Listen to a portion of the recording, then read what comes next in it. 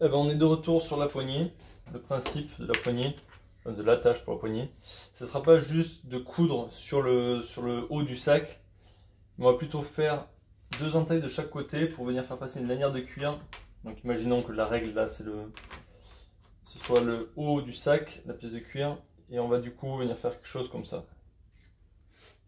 C'est une lanière de 2 cm que j'ai coupée. Il y aura 13 cm entre les deux parties ici. Et ensuite on va faire 2 trous à l'aide d'un porte-pièce à 2 cm l'un de l'autre pour faire passer les passants. Et ensuite je viendrai coudre sur le sac à ce niveau-là et à ce niveau-là aussi pour maintenir. Donc maintenant ce que je suis en train de faire, c'est, puisqu'après on n'aura plus accès à tout ça, je suis en train de mettre un petit peu de cire d'abeille dessus et on va venir faire chauffer tout ça en frottant. Alors s'il y en a qui se posent la question, pourquoi je ne mets pas de teinture de tranche, qui ressemble à ça, sur ce cuir, c'est parce que je trouve que le cuir comme ça naturel est tellement beau que ça viendrait un peu dénaturer le côté naturel. Donc la cire d'abeille, c'est très bien. Ça colore à peine, bon, le fait de chauffer, ça le brunit un tout petit peu. Et je trouve que c'est largement suffisant. Ce serait vraiment gâché que de venir mettre de la teinture de tranche sur un sac comme celui-là. Voilà, là je sais pas si vous voyez, mais j'en ai mis ici. Et du coup, ça fait un petit fini brun qui est pas moche. Je l'ai mis en forme sans le mouiller. J'ai juste un peu assoupli, hop, pour que ça vienne comme ça. Et maintenant, la prochaine étape, c'est de venir faire un l'emporte-pièce les trous sur le sac. Donc autant vous dire que là, le sac est quasiment fini. Donc on n'a pas trop droit à l'erreur. J'espère que de dire ça, ça va pas me porter malheur. Donc d'après mes calculs, on fait le premier trou à 9 cm, puis à 11 des deux côtés. On va marquer tout doucement. Parce que si jamais c'est pas ça, on pourra corriger. Et ça me paraît pas mal. Alors très doucement, très doucement, je trace un trait entre deux points pour venir chercher ensuite la perpendiculaire.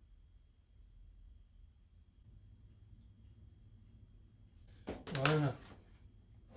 Alors, on va venir prendre deux choses et de la même manière, on va marquer très doucement le cuir. Là, on est pas mal. Voilà, ça sera le premier. Le truc qu'on aurait pu faire pour nous faciliter la vie, c'est de le faire directement aussi sur le patron. Sur le patron comment ça s'appelle, en carton, avec les trous dedans juste pour mettre et marquer. Donc maintenant, je vais perforer tout ça avec l'emporte-pièce et je reviens.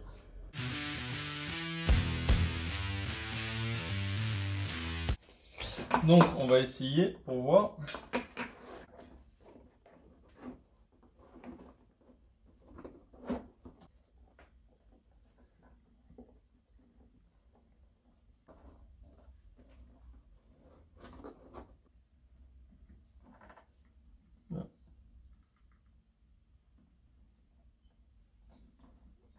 C'est bien, c'est équilibré. Il y a de quoi bien le prendre. Du coup, pour la couture maintenant, je pense que je vais faire un point de chaque côté, ici, ici et ici, ici. Sachant que bien entendu, il faut que la poignée soit parallèle au sac, ce que je suis en train de regarder ici. Ouais, je pense que c'est bien. On va pas faire les points trop proches, mais on va dire une distance respectable de 2 cm du bord, ça serait bien.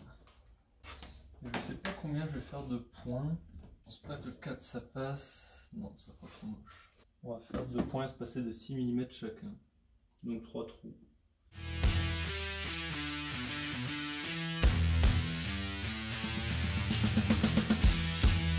Alors maintenant on va venir mettre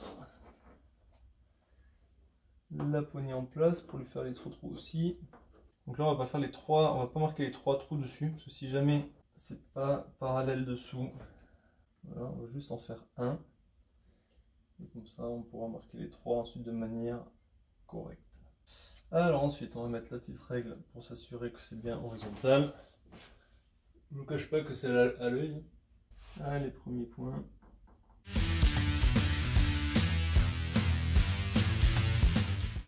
Allez, on va légèrement agrandir les trous pour que ce soit plus facile à coudre.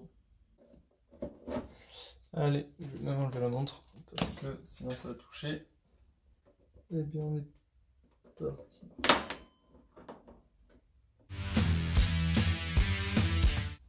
Là, je vais essayer juste de repasser dans le trou de la couche inférieure pour pas qu'on puisse voir de fil.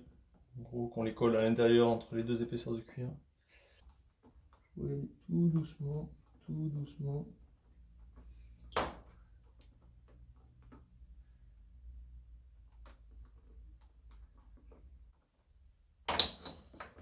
Voilà.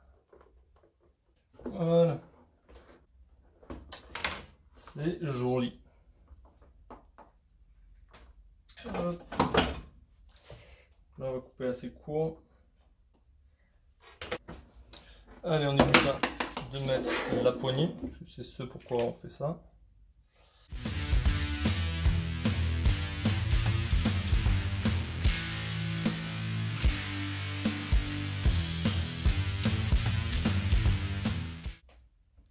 Et voilà. Alors le mieux pour ce genre de truc, c'est d'aller se voir dans un miroir avec. Et ben je suis content du résultat. C'est peut-être que moi, mais j'aime bien. Et donc maintenant, on va coller tout ça.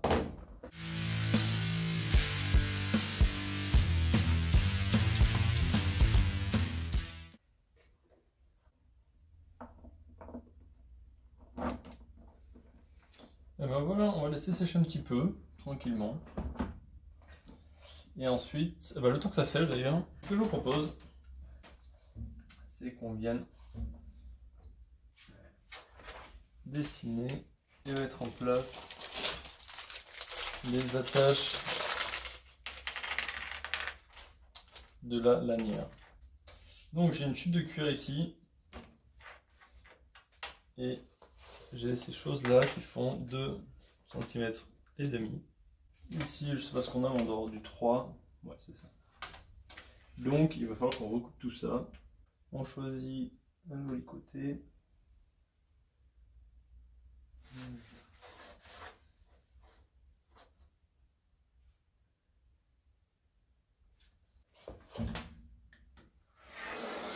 Et la question maintenant qu'on va se poser, c'est quelle taille?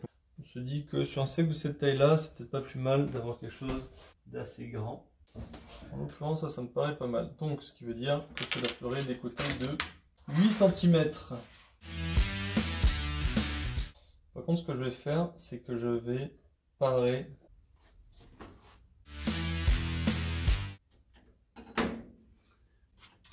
Et voilà. Là, il va falloir faire attention, c'est que eh bien, la fermeture métallique ne vienne pas abîmer les rebords du sac. J'aimerais bien l'avoir, en fait que ce soit pas trop bas, mais pas que ça vienne toucher comme ça. Ça me semble pas mal. Là, je suis en train de réfléchir, toujours pareil, à savoir si je fais les coutures verticales ou horizontales. Je pense que je vais même faire une seule couture en plein centre. Donc je pense que je vais revoir le design de cette pièce là, parce que si je fais une couture en plein centre, les bords vont forcément se relever et ça va pas faire joli.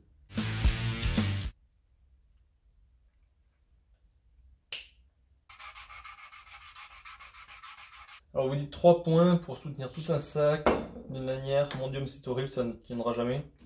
Alors vu la tranche du fil que c'est, et que je double les points à chaque fois, et la résistance du cuir aussi, parce que bon, même s'il y a une partie pareille, l'autre c'est quand même énorme, je pense qu'on pourrait mettre 300 kg dans le sac que ça tiendra encore. Donc c'est plus pour des raisons esthétiques que je mettrai une ou deux coutures, mais rien qu'avec une couture là, je pense qu'on est ultra large. Et ensuite, il va falloir venir percer le sac de la même manière, 4 points. On va faire l'ancienne, un œil fermé.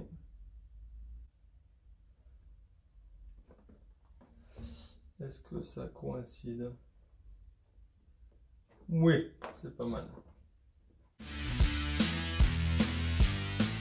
Alors, on met ça dans le bon sens et on n'oublie pas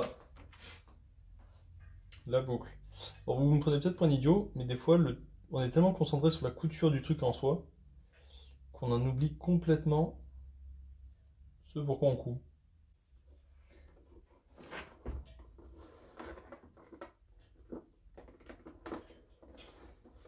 Putain, ça va être un enfer.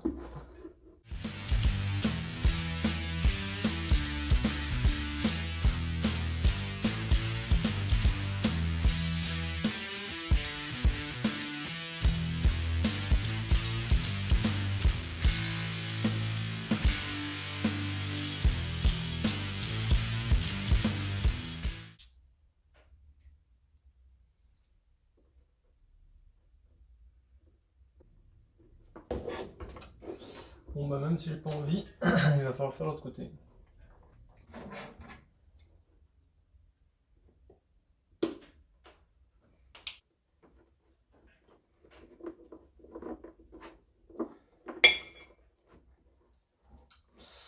Bon et ben de la même manière, on va aller l'essayer avec la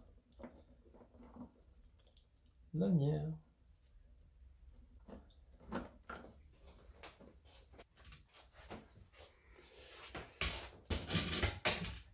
Alors, je sais pas si on va bien voir.